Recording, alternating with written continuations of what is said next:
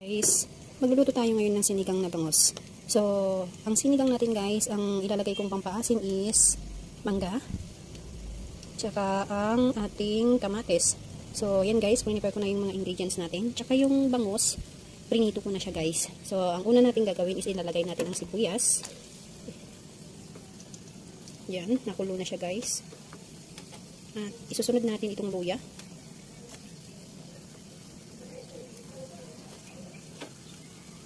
Then, kamatis.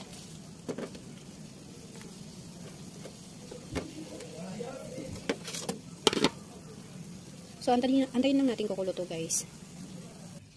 Nakulo na siya guys. Ang sunod natin ilalagay is yung dalawang sili. Tapos, ang mangga. So, ito yung pampaasim natin guys, mangga. Yan. Yan yung ginamit kong pampaasim guys, mangga at saka kamatis.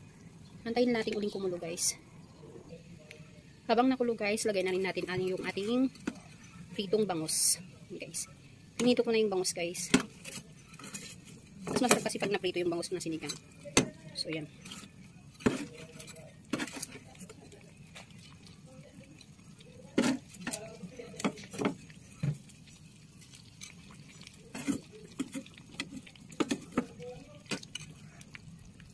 Lagyan din natin ng buong paminta guys. So paminta. Yan. Antayin nating kumulo ulit guys. Lagyan din natin ng pamintang durog guys. Ayan. Tapos last, lalagay na natin itong gulay. So ang gulay na to guys ay tinatawag namin kamaal. So lagay na natin. Para mas healthy pag may gulay. Yan. The more na mas madaming gulay, mas healthier. So lagay na natin. Dinamihan ko yung gulay kasi masarap tong gulay na to guys.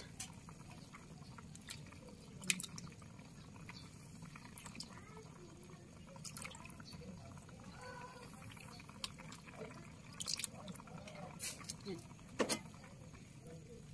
Haluin ko lang siya. Madali lang naman maluto to guys.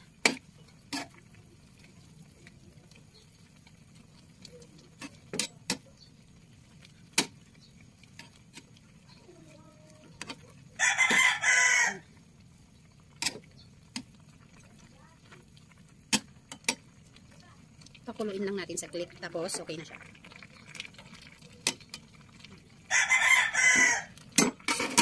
Yan.